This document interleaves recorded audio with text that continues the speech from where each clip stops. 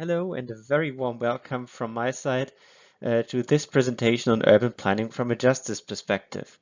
I'm Christian Lamker, Assistant Professor of Sustainable Transformation and Regional Planning at the University of Groningen in the Netherlands, and there I'm also teaching a course on city matters, urban inequality and social justice. And this presentation will give you a bit of an insight what I understand as spatial planning, justice, and what it means for looking, perceiving, seeing spaces, but what is also the potential by thinking through justice when designing and changing spaces by means of planning. So the structure for the next 45 minutes or so, we'll see how long it takes. The introduction, why justice matters. I think justice really matters, and that's where I will start. Then I will get into social and spatial justice and what these mean. Before I move further to spatial planning and the meaning of planning for urban space. And finally, I will add another concept, human dignity, to think about how can we then make decisions in a world that is unequal, in a world where we perceive injustice in many places and many spaces. So we will explore some context, what it means to be a planner in an unequal world that we will not ultimately solve, but that I believe we can make at least a bit better together. So why justice matters? So justice matters because it very much relates to also our ability for democratic decision making. So certain levels of inequality, this picture from Detroit against economic inequality, are just hinder our ability to do democratic decisions, which is, in my understanding, a core also of spatial planning to enable to foster democratic decision making about our use and our organization of space. To say why justice matters not only for planners, but basically to everyone, I took a quote that I got in a presentation by Benjamin Davey last year. Injustice anywhere is a threat to justice everywhere. We are caught in an inescapable network of mutuality tied in a single garment of destiny. Whatever affects one directly affects all indirectly. Taken from Martin Luther King, 1963. So injustice is not only something that happens somewhere and then we can take apart from us, but injustice in any place affects all of us together. And justice has multiple dimensions. I've put a few of them on this slide. Economical aspects of distribution of money, capital, property in cities. It has many political dimensions, exclusion, inclusion on political debates in cities, but also elsewhere, often culminating in cities. Environmental aspects, environmental justice, cultural aspects. So whom do we look at? Global North, Global South, who is excluded also from our thought of justice maybe, and social aspects. So what are the boundaries between who's well off, who's the winner, who's the loser, and often, especially in cities, these lines of winners, losers of different socioeconomic groups really clash together basically in single lines, as in this picture from Paraipolis in Sao Paulo. But justice relates to several different concepts as well. I will talk about four, and I will also use them throughout the presentation a bit. First of all, inequality. So inequality is what we know from our daily lives. There is an unequal access to opportunities. So we are not all the same, and we all have different access to opportunities. That's not as such necessarily a problem, as of course we are all individuals, so it means some difference would and should be acceptable. Equality as a second concept means an even distribution of tools and assistance. So here in this picture, two people, they have the same tool, the ladder, to access these beautiful, tasty apples, but the tool helps the one more than the other. Third, equity, a concept that custom tools that identify and address inequality. Here the one on the right side has to climb higher to get an apple, so the tool, the ladder, is adjusted to be higher to suit the demand to reach out higher to this apple. And the last concept here, justice, also includes fixing the systems to offer equal access to both tools and to opportunities. So to also engage with the system, here the whole tree that has more apples on the one side because it was a bit flipped to the left side, so adjusting the system and thereby offering equal access of tools and opportunities. And three institutions in our society and in our cities produce inequality. One is the state, public regulation, public laws, and so forth. One is the market, through economic exchange and so forth. And last, the family, our social private relations. They also shape inequalities. And then the question that we as planners especially always have to keep in mind, when does an inequality turn into an injustice? So not all inequalities matter. We also like some diversity, some difference in cities, but there is a threshold. When do we have to act? When does an inequality become an injustice that requires, that justifies planning action? So when does inequality matter as justice and when not? That takes me to social and spatial justice. First of all, justice is relevant in any setting of scarcity. Scarcity of resources, of land, of opportunity. In cities, very much scarcity of land, of resources. So once there is scarcity, we need to prioritize.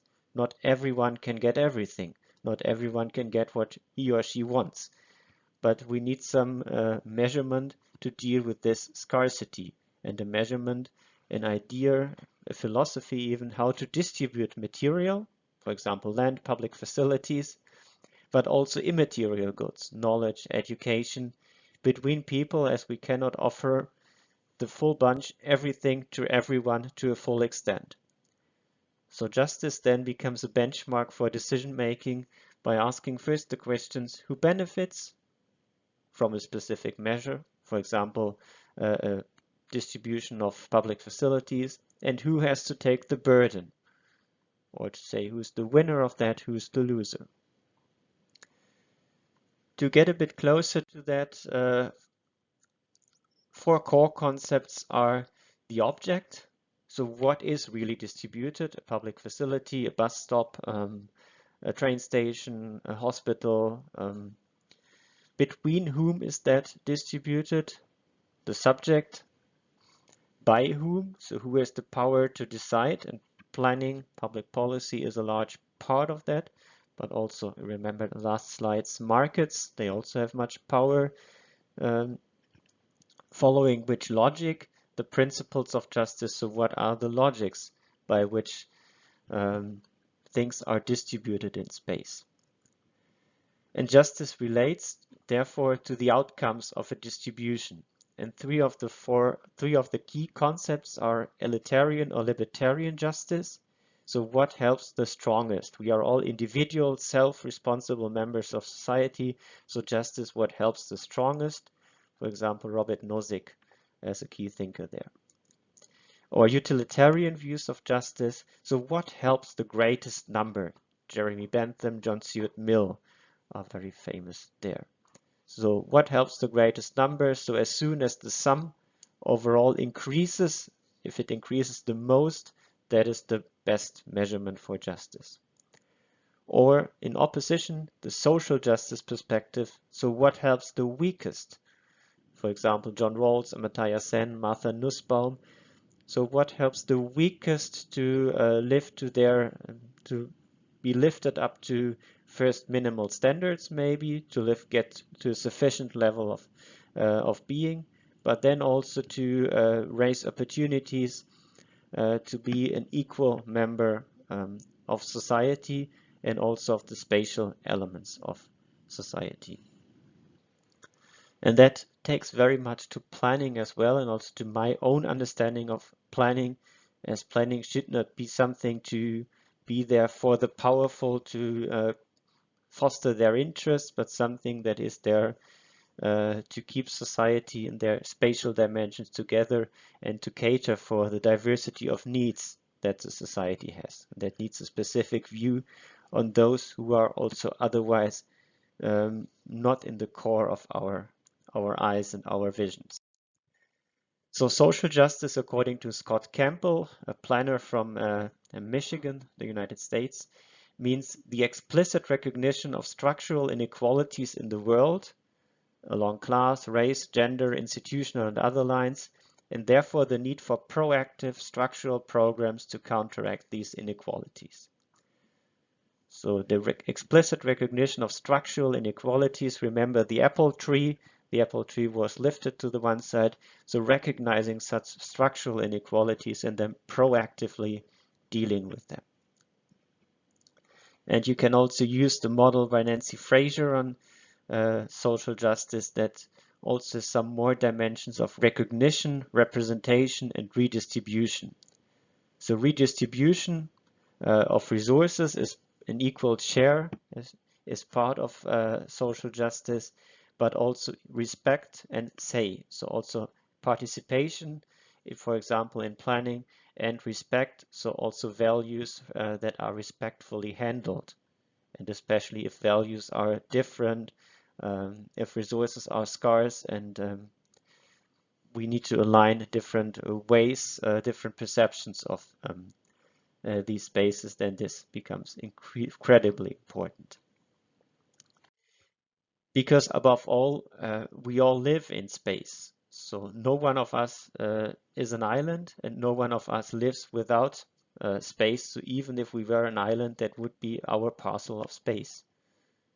So the crucial question for all of us is how do we organize the access to spatial goods, to urban goods, especially knowing that there are conflicting conceptions and conflicting procedural dimensions of justice.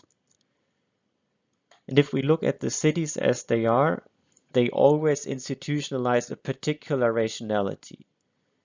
And a city that is diverse, that has diverse uses, diverse spatial layouts, diverse neighborhoods, diverse building types, in principle enables justice through diversity. So as a city is the place where many different people meet with different economic backgrounds, different social, cultural backgrounds, expectations, a city needs also diversity of built-up areas of public spaces to cater for such needs. And that's where planning really comes in, because planning distributes, in its classical meaning, the rights to use certain urban goods, especially land in the first instance, but also more. And therefore it includes and excludes, and the question is for planning, what is then sufficient, or what or whom should we prioritize? But if we talk about distribution, I find it crucial to think about the 4 different types of goods that are usually mentioned there. On the 2 lines, public and private goods, but it's not only public and private, but there are more nuances in between. Private goods in its core sense, like here a book or the meal that you might have in front of you, it has a high subtractability and a high excludability. So high excludability, I believe so, exclude others from your meal, and that is quite easy to exclude others from your meal because it's in front of you. And it has a high subtractability, so this is your meal, but you could get something else to eat. So you think about different options, you choose one, but it's in principle no problem to also choose another one. That's a purely private good, and for these private goods, you wouldn't assume that we need planning regulation, for example, to help you there or to join there. Then there are club goods that have like gated communities here, but also if you enter behind certain paywalls for subscriptions, then there is a high excludability, so others are excluded. They need to move beyond the fence to the gated community, beyond the paywall to enter the subscription. And within that, there is a low subtractability. So if you live in that gated community, you live there and you cannot just subtract that with another good. Third good, dating back especially to work of Elinor Ostrom, the 1990s Nobel Prize for Economics, also later on. The commons as goods, land in its traditional meaning, that is not owned by anyone, but that is commonly used by all people that are around. It means there is a low level of excludability, so you cannot exclude anyone from an area that is not fenced in, that is not owned by a specific person, but it has a high subtractability. So if you extract resources from there, then others cannot use them afterwards. And you cannot also easily replace them with others. And last, public goods like air, water, but also radio, television. It is almost impossible to exclude people from certain of these, and you do not use them in a sense that they are depleted. So you can pollute water and air, but the water and air itself are not depleted as such. And for radio waves, you can use them forever and by as many recipients as you like. So if we get back to spatial planning, urban inequalities of access to different types of goods, for example, are impacted by welfare regimes and by urban regimes, and collective action and markets determine these regimes. And planning is part of this relation. So planning is not something outside of welfare and urban regimes, but planning is part of this. And this is important to know, to keep in mind, as planning is not the good outside, it is within all this, but with the aim of supporting positive outcomes. Planning has distributional outcomes, therefore, on the spatial distribution of functions, for example, of income groups, so also by determining certain areas by specific building types, low-rise, high-rise, low-high density, and more regulations. Planning also relates to the distribution of income or other socioeconomic factors, and planning distributes also costs, benefits of housing, of transport, and so on. Talking about spatial planning, I would like to keep you to 3 dimensions in mind. One is planning as institutions and institutional design. So the formal, informal rules of the game and the organization of space. This is part of planning. Then the second aspect, the planning processes, which I view as the agreed and often codified, put in law, procedures and ways of working in the planning discipline. And finally, spatial and urban design. So the spatial layout, the physical end product, the neighborhood, the city, so to say. So 3 dimensions that are relevant, and all of them have implications when looking at from a justice perspective. So let's look a moment further to spatial planning and urban spaces. 4 years ago at a European conference, the Association of European Schools of Planners, ESOP, I hosted a workshop with several subgroups, and we had a discussion on the specific competencies of planners. So planners, cities, many different things that are connected to that, but what are the specific competencies that planners, spatial planners, urban planners have? And one of the highlighted parts on what this group delivered was to support public interest, public good, but also social justice. So social justice, knowing about social justice, working with social justice seems to be a specific competence that planners have in relation to space. So this is recognized within the discipline that justice is part of planning, but still it's hard to connect that to specific actions, especially those of design of end products, and to then see if they enable justice, if they hinder justice, and for whom. I come back to my first definition of planning as well, that planners plan and organize spaces for people. So how they are used and how they are not used. And especially in two ways. One is public space. So we relate much to public space where that is hugely important for people living in cities for self-presentation at a social function, where they are able to follow autonomous decisions, even public space as allowing the right to protest, to demonstrate, all that happens on public spaces and that should happen on public spaces. But also self-determination, so public spaces should enable people to determine what they like to do. And public spaces offer possibility and opportunity to different people. And on the other side, planning relates much to private space, especially to housing, by also delineating the boundary between what is public and what is private. And the private space housing should provide affordable shelter, so not only some shelter, but it should also be affordable to people. The private spaces are there to provide safety, to provide privacy, and they are also usually the place for family.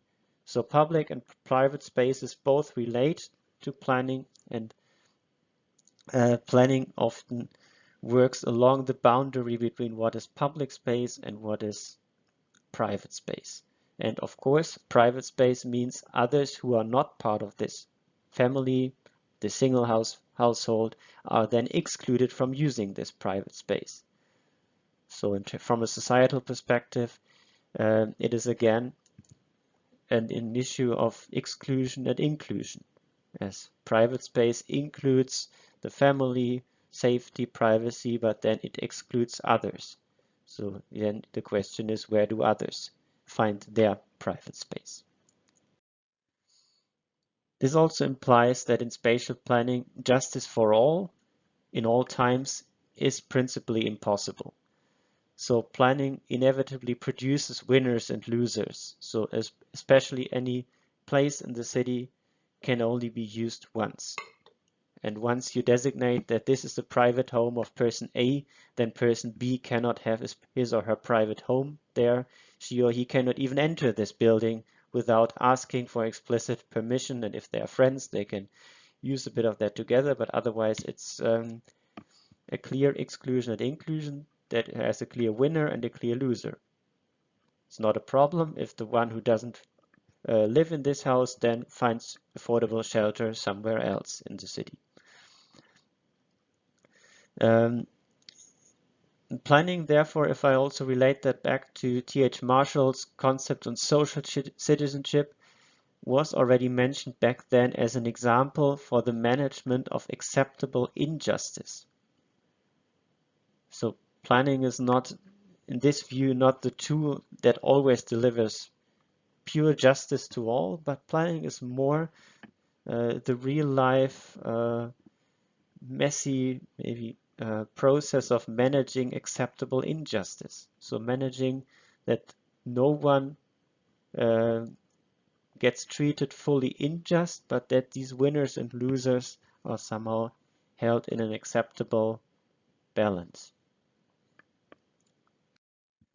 And from that said, there are structural and individual perspectives on justice within spatial planning. One is, if you think about justice, to think about structural conditions and constraints. So justice is rooted in gender and culture, family, and on perceptions thereof within a given city, a given society. So what is perceived as just relates very much to structural conditions and the surrounding contexts.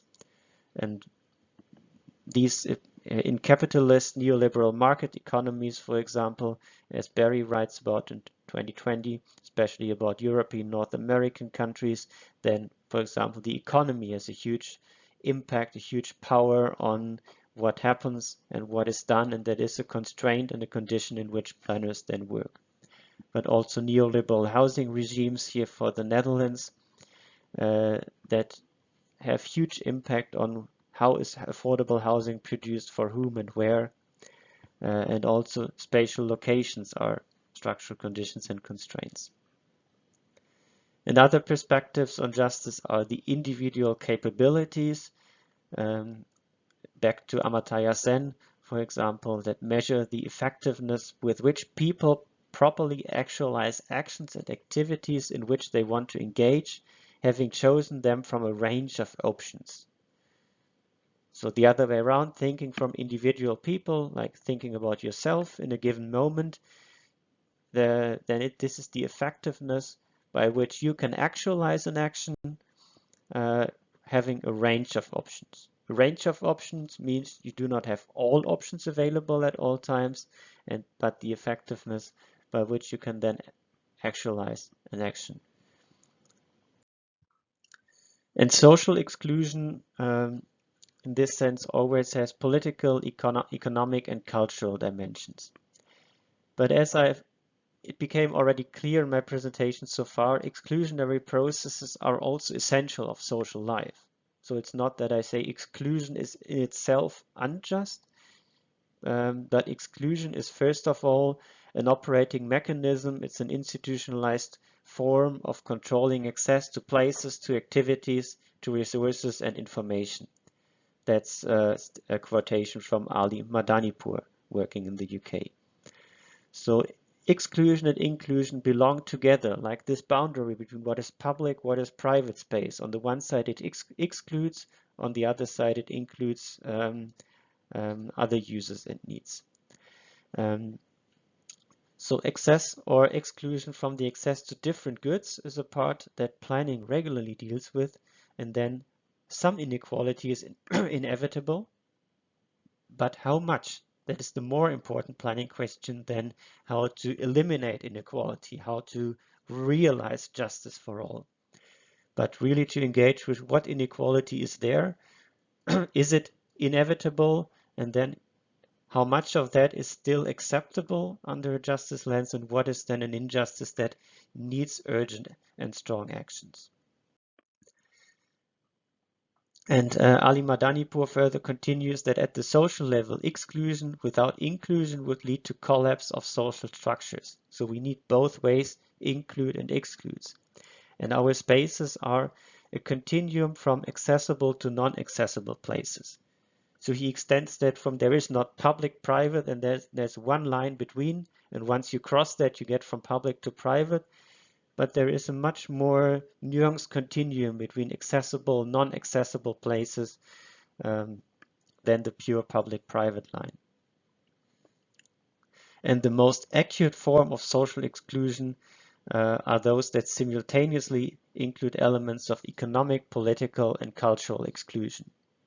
So again, social exclusion is not only the spatial part that planning immediately addresses, but a full social exclusion that really needs drastic societal action way beyond planning is one where also economic, political, and cultural exclusion are directly involved. But often all of these have a spatial component. So economic opportunities often depend very much on where you live or which access to public services, to transport facilities you have. Likewise, political, cultural exclusion. So for social exclusion, Madanipour continues that it is the absence of social integration which causes social exclusion, as individuals do not find the possibility and channels of participating in the mainstream society. So social integration is also a part of justice here and against exclusion, and he relates this to finding the possibility and channels of participating in the mainstream society. And that is not only an issue of the political system, of the way how the democracy is organized, but this is also related to where you live. How to participate in society relates very much to also who lives around you, what is your option to engage in political parties in decision making, but also how can you have a decent life in that environment and therefore also engage.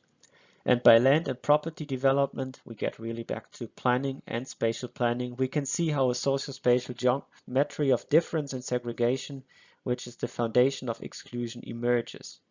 So planning has a very tricky part to play, that planning can be very exclusionary and be even against the issue of social integration. So that needs to be carefully handled, especially large-scale planning developments are often made for a single group of users with maybe good intentions, but on the other side, some very exclusionary processes can develop from there. As Madanipur calls it, the land and property markets have operated so to ensure the segregation of income groups and social classes and led to fragmented and privatized spaces.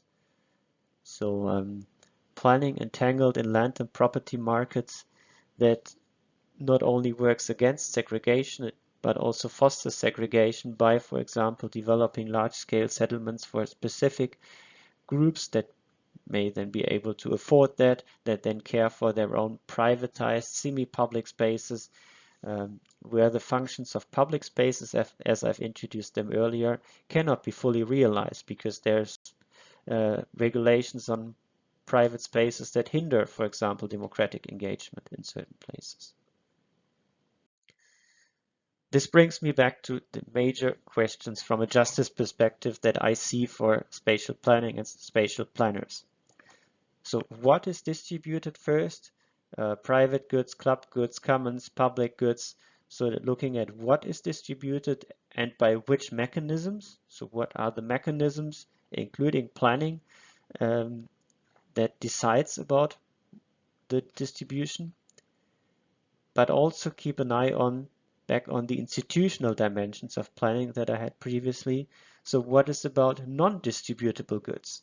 For example, institutions, rules, the right to vote, for example. The right to vote is a clear issue of justice as well that is non-distributable, that is non-spatial, but it's also crucially important.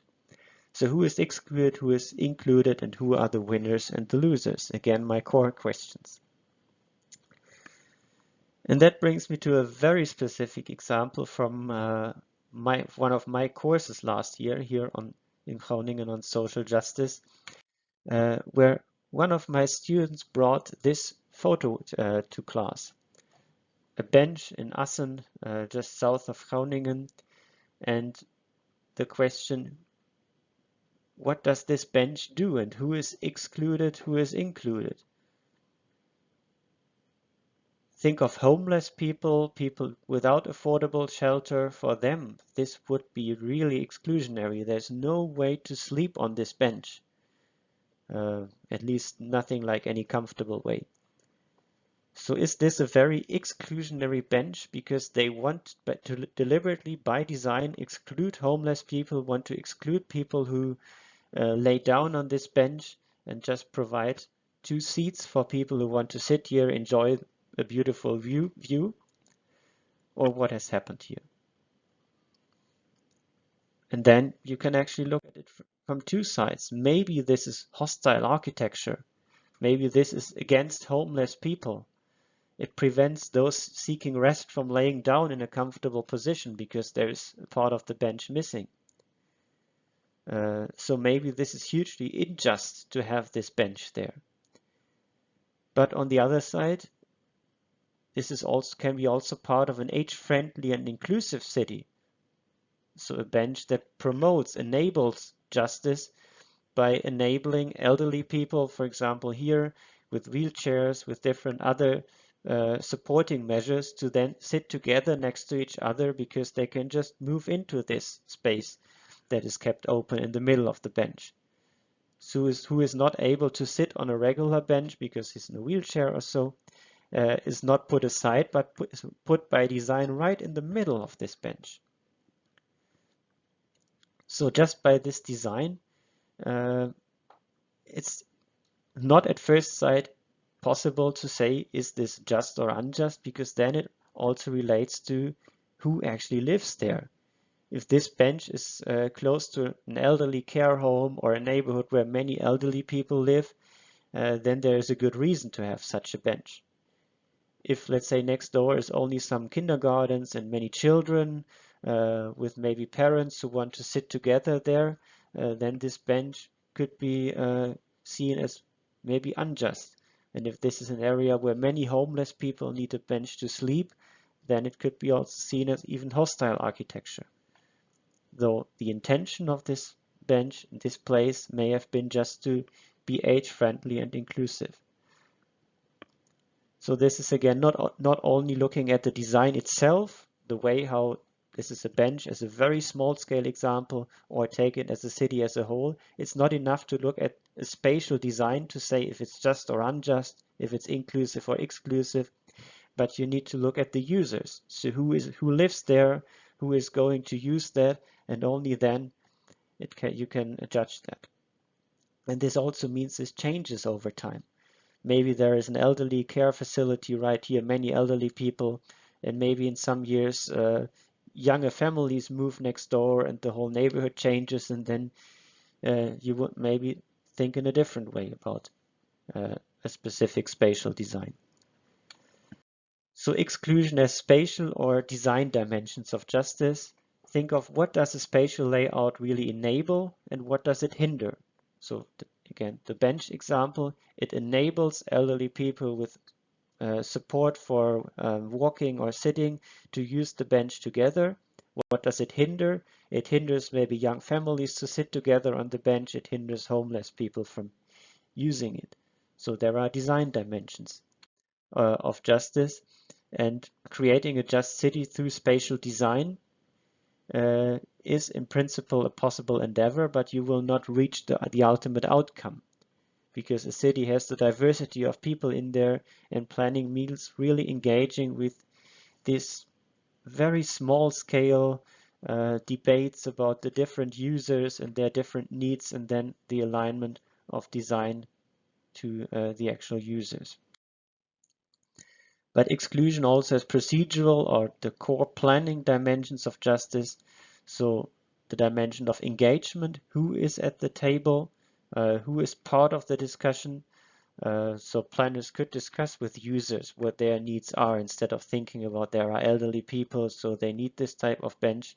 They could engage with them. And second, substance, for whose use interest is planned. So think about the substance of for whom do you cater with your plan, your designs, the way how you change neighborhoods or develop parks and so forth. And within planning, there are quite different views on how to use justice and community engagement in planning. These are some of the core authors maybe in planning from an article by Outermark and Nichols from 2017 that typologizes planning strategies.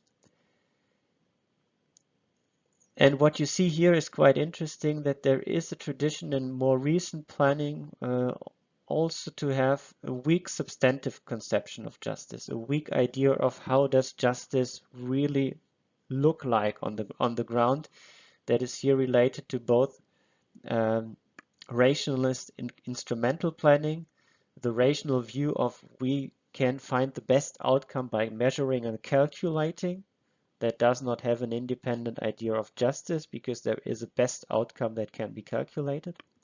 But likewise collaborative planning, Patsy Healy is mentioned here.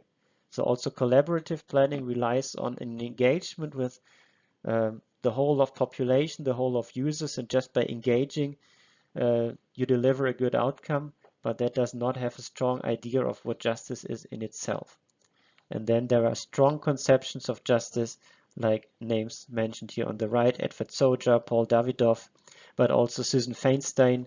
I've put an article by Susan Feinstein from 2014 on the proposed reading for today's talk. So that is a really great view how planning can also engage with a strong conception, a strong substance of what justice is. But on the other side, Outermark Nichols also noticed that embracing the concept of justice, no matter how it is defined, so having a strong substantive conception makes planners vulnerable to charges that they pervert or betray their ideals.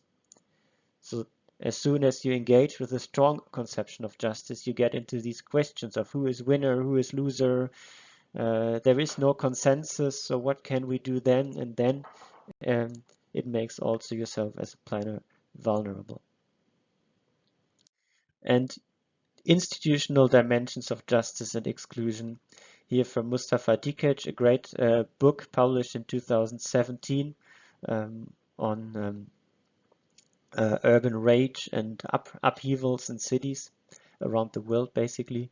He defines exclusion does not imply the actual exclusion of some groups from society, but their exclusion from enjoying the rights, opportunities, and privileges within it as much as others do.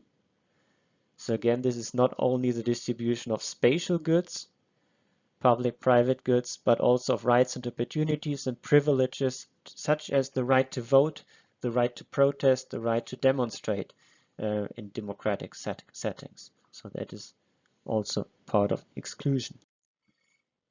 And likewise, a just city can also be enabled, supported by institutional design. This is an overview of measures and interventions by local governments according to Stefano Moroni. And a lot of measures and interventions by local governments are on the institutional sides. Rules, regulations, bureaucratic procedures, information, advice, assistance, taxes, fees, charges, subsidies, services, so many institutional ways to foster a just city by enabling certain users and maybe by hindering other users. So justice can also be done by institutional design and not only by spatial design. So Susan Feinstein, you've seen her name on the strong substantive conception of justice, claims that planners whose aim is justice need to intervene in the planning process, calling for policies that favor low-income and minority groups. So Susan Feinstein deliberately says it's not enough to design a good process and then leave the design or the result to others, but to engage, to intervene in that, to deliberately take sides for low-income and minority groups. So planners need to take a position. And planners, according to Vanessa Watson from South Africa, need to be aware of reasons for interventions and of actual users. So she says that in principle, states which are prepared to intervene strongly in urban areas in order to implement pro-poor policies and sustainable development are to be welcomed. All too often, however, they intervene for less supportable reasons. So it's not only looking at the idea why to intervene, pro-poor, against poverty for sustainable development, but also what is the other reason behind that. For example, large-scale neighborhood redevelopment can lead to the large push out of people who have lived there before in favor of higher income groups, which can be against poverty and more sustainable, but on the other side, what is then with the poor people that lived there before? Where are they? Let's say, where are they even pushed aside? To which sides? Do they find a place to live anywhere else? And these are then the losers that need to get an eye on. And some interventions are by planners structurally more favored over others, by Samuel Stein here from the United States, who noticed that the planning system, or the real estate state as he called the United States, allowed quite a bit of planning intervention when it benefited businesses, including massive infrastructure projects and tax intensive for development, but it imposed strict limitations on planners who aimed to alter the balance of power. So again, the structural dimensions of justice. So there is maybe lots of planning actions possible, but there are strong structural limitations on certain actions and maybe even structural support for others. And that is important to reflect as a planner, to keep an eye on. So what are the structural limitations and also structural forces that enable or hinder certain interventions? And again, planners need a normative conception of justice As Autarmark Nichols here summarized that Edward Sojar's and Susan Feinstein's substantive conceptions of justice enable them to say how and where they would want to intervene. So as long as planners lack such a rational, collaborative planners run the risk of adjusting their practices to accommodate rather than overcome inequalities. So a strong statement that planning needs justice thoughts in order to know where and how planning should intervene or not. Back to Madanipur and our bench, revisiting spatial barriers and promoting accessibility and more spatial freedom can therefore be the way spatial planning can contribute to promoting spatial integration. So revisit barriers, promote accessibility, and then think also about for whom. And this brings me to the fourth and last part of getting towards a just city, a city in which no one and no one's dignity is humiliated, one in which everyone finds a decent place for her or him, means that I will talk for another few minutes on human dignity. Human dignity, in my view, relates much to talks that I had with Benjamin Davey over the past few years, who wrote in 2019 that planners who are mindful of all opportunities they create or obliterate avoid humiliation that amounts to a violation of human rights. Exclusion always reduces opportunities. The reduction of opportunities through spatial plans is the price the well-planned society pays for achieving its planning goals. So again, a recognition, planning produces exclusion, reduces opportunities, but on the other side, planning needs to avoid humiliation, needs to avoid the violation of human rights. Let me give a very tangible example. Users on a market square. This is the great market, Grotemarkt in Groningen. And you see a diversity of users there, from cafe users to shops to the actual market. There's a tourist office here. And then think of users who uses such a public space, families, children, but maybe also drug dealers, youngsters, adults, maybe refugees, market traders, students, homeless people, and so forth. So a market square can host multiple different users at the same time. And also, what kind of space is it? Is it it's a market square, but it's also a meeting place. It has a cafe, toilets, it's also a playground somehow for children, information fair. It's an open space, partly even open green space. So a market square has multiple uses at the same time, and it includes and excludes people in quite different ways. If you look at the back at the picture of the market square again, then you would think of, okay, the cafe terrace is exclusionary. Only people who pay for their cafe can sit there. So who's not able to afford a coffee cannot sit there. He or she has to go to another place, and so forth. And therefore, even on any market square, invisible boundaries emerge. So this is a market square, not on a market day in the city of Dortmund. And what you see here is that there is a border between a playground on the left side and a regular square on the right side. And that is hardly visible. You only would recognize a stripe on the ground. And there are different rules for both parts. So on the right side, where the adults sit, it's allowed there, for example, to drink alcohol. On the left side, children sit there. Children play there, so then it's not allowed to drink alcohol, and certain other uses are not allowed. So overall, this square, think of it as an example for the whole city, caters for needs of adults and needs of children, but not at the same place. And it protects certain users, for example, children, from other users, here alcohol drinking.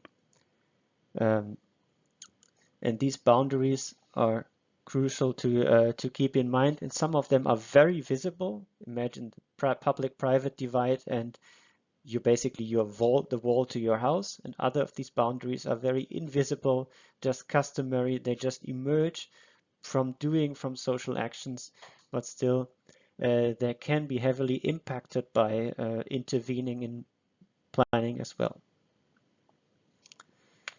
And what I see in this here as human dignity, the opportunity to become. I took that from Benjamin Davy again, as dignity is not a static concept, but dignity is offering a diversity of people the opportunity to become something towards the future, to realize, to have a meaningful engagement or alike.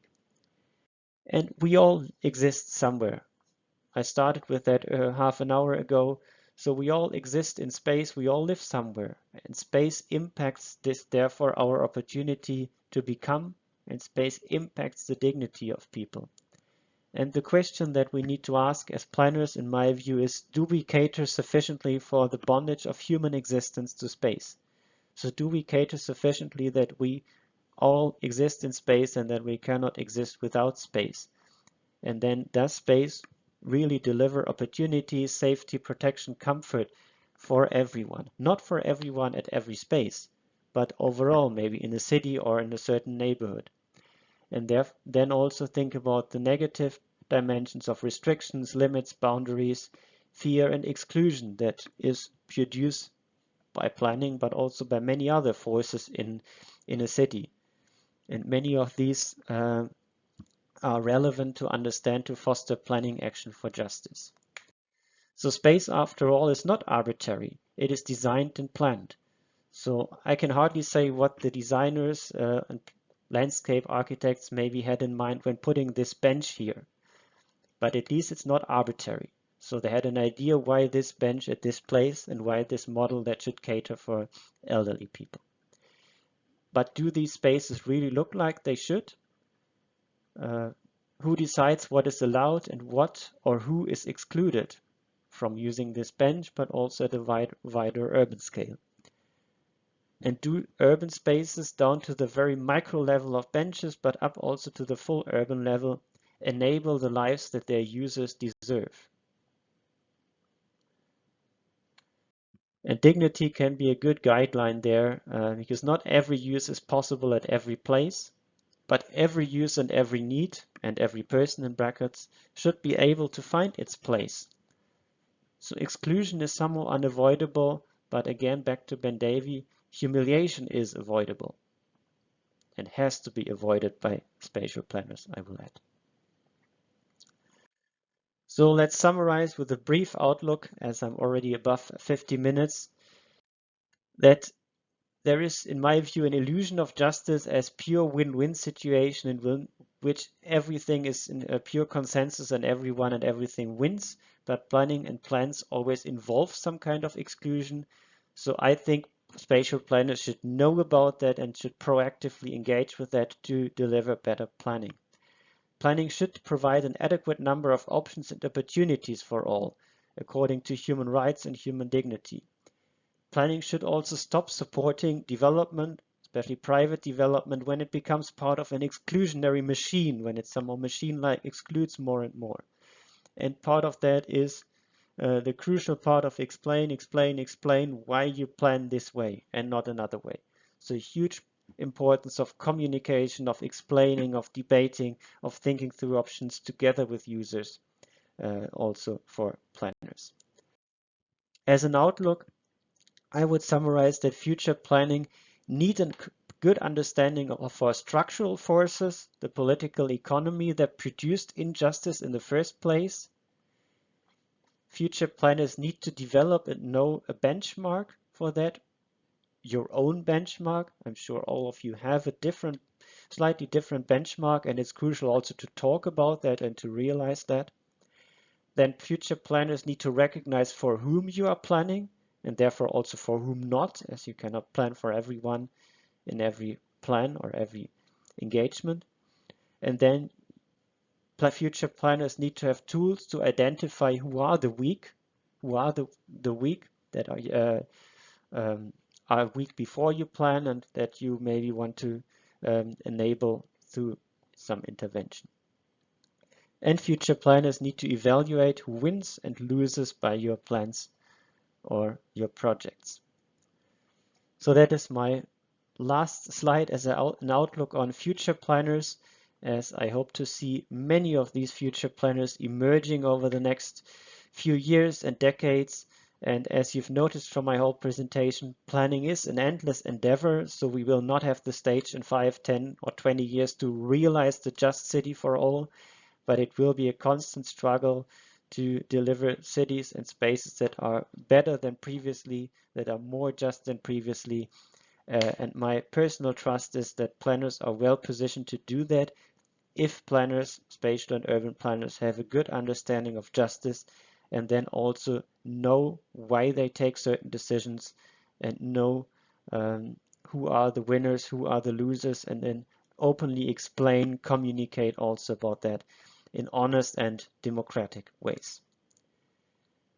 That said, if you like, I've put some further key literature that I also used for this presentation on this slide, but there is a huge variety of other further articles as well on justice if you like to read further.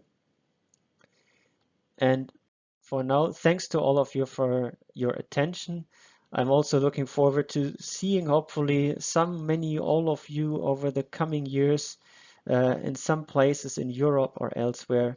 And I wish you an enriching, engaging, and inspiring further time in your summer school. Thanks a lot.